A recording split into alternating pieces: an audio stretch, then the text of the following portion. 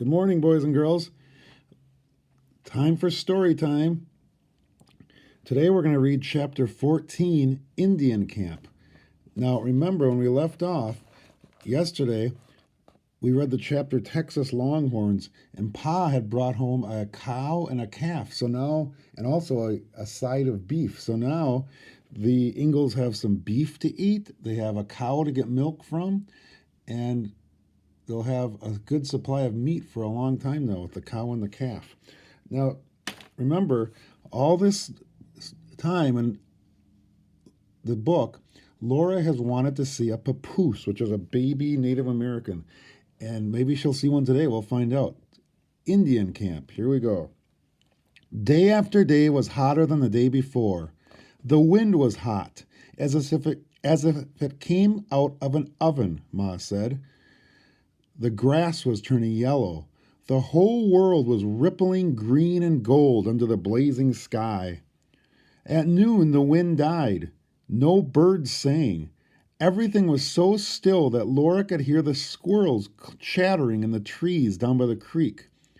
Suddenly, black crows flew overhead, cawing their rough, sharp caws. Then everything was still again. Ma said that this was midsummer, which means it's halfway through summer. Pa wondered where the Indians had gone. He said that they had left their little camp on the prairie, and one day he asked Laura and Mary if they would like to see that camp. Laura jumped up and down and clapped her hands, but Ma objected. It is so far, Charles, she said, and in this heat. Pa's blue eyes twinkled. This heat doesn't hurt the Indians, and it won't hurt us, he said. Come on, girls. Please, can Jack come too? Laura begged. Pa had taken his gun, but he looked at Laura and he looked at Jack, and then he looked at Ma, and he put his gun up on its pegs again. All right, Laura, he said. I'll take Jack. Carolyn, I'll leave you the gun. Jack jumped around them, wagging his stump of his tail. As soon as he saw which way they were going, he set off, trotting ahead. Pa came next, and behind him came Mary, and then Laura. Mary kept her sunbonnet on, but Laura let hers dangle down behind her back. The ground was hot under their bare feet. The sunshine pierced through their faded dresses and tingled on their arms and backs. The air was really as hot as the air in an oven, and it smelled faintly like baking bread.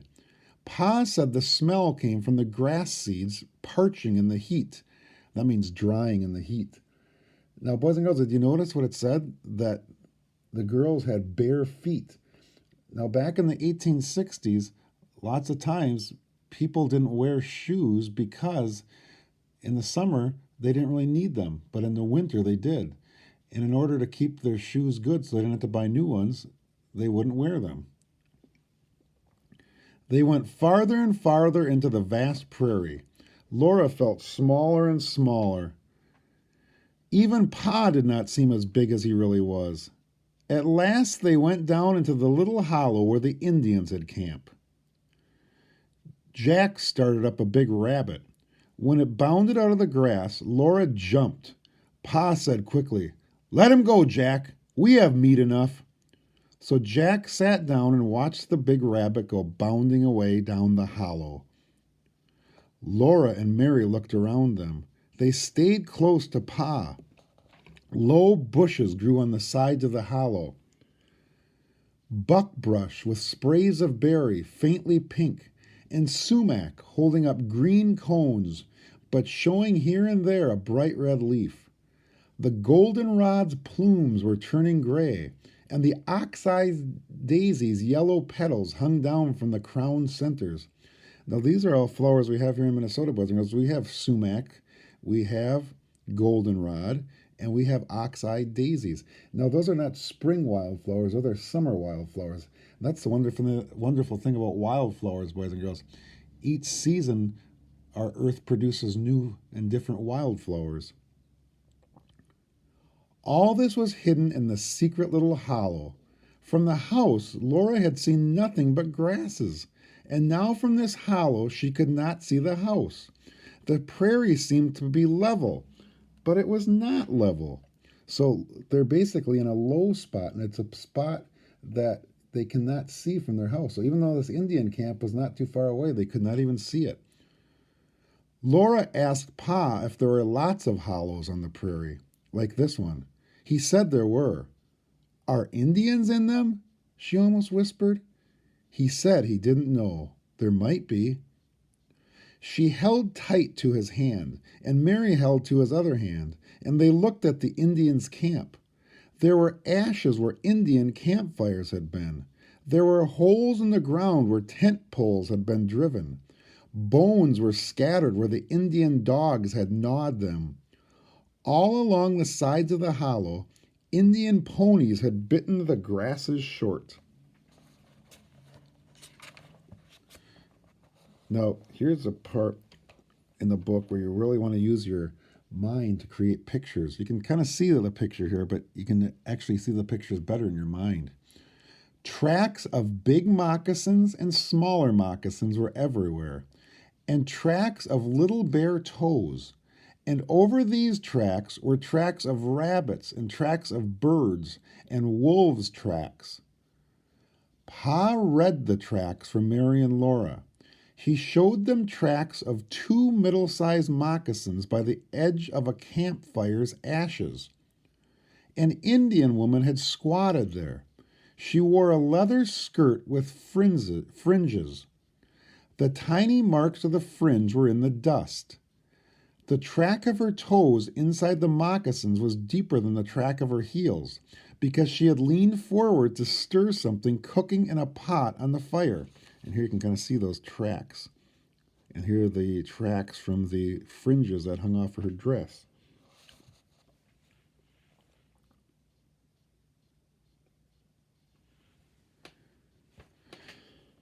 Then Pa picked up a smoke-blackened forked stick, and he said that the pot had hung from a stick laid across the top of 2 upright forked sticks. He showed Mary and Laura the holes where the forked sticks had been driven into the ground. Then he told them to look at the bones around that campfire and tell him what had been cooked in the pot. They looked and they said, "Rabbit." That was right. The bones were rabbit's bones. Suddenly Laura shouted, "Look, look!" Something bright blue glittered in the dust. She picked it up, and it was a beautiful blue bead. Laura shouted with joy. Then Mary saw a red bead, and Laura saw a green one, and they forgot everything but beads. Pa helped them look. They found white beads and brown beads and more red and blue beads. All that afternoon they hunted for beads in the dust of the Indian camp. Now and then, Pa walked up the edge of the hollow and looked toward home. Then he came back and helped to hunt for more beads. They looked all the ground over very carefully. When they couldn't find any more, it was almost sunset. Laura had a handful of beads, and so did Mary. Pa tied them carefully in his handkerchief. Laura's beads in one corner and Mary's in another. He put the handkerchief in his pocket and they started home.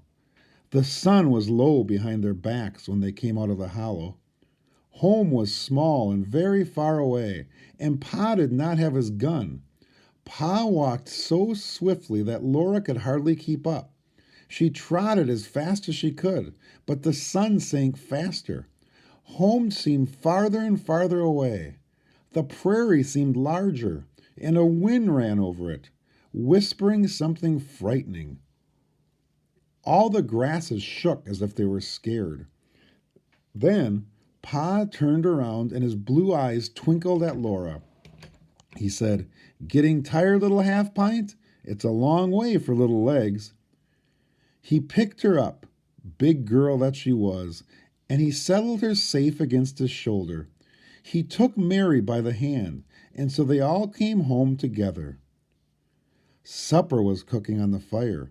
Ma was setting the table, and baby Carrie played with pieces of wood on the floor. Pa tossed the handkerchief to Ma.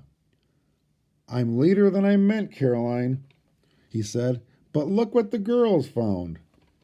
He took the milk bucket and went quickly to bring Pet and Patty from the picket lines to milk the cow.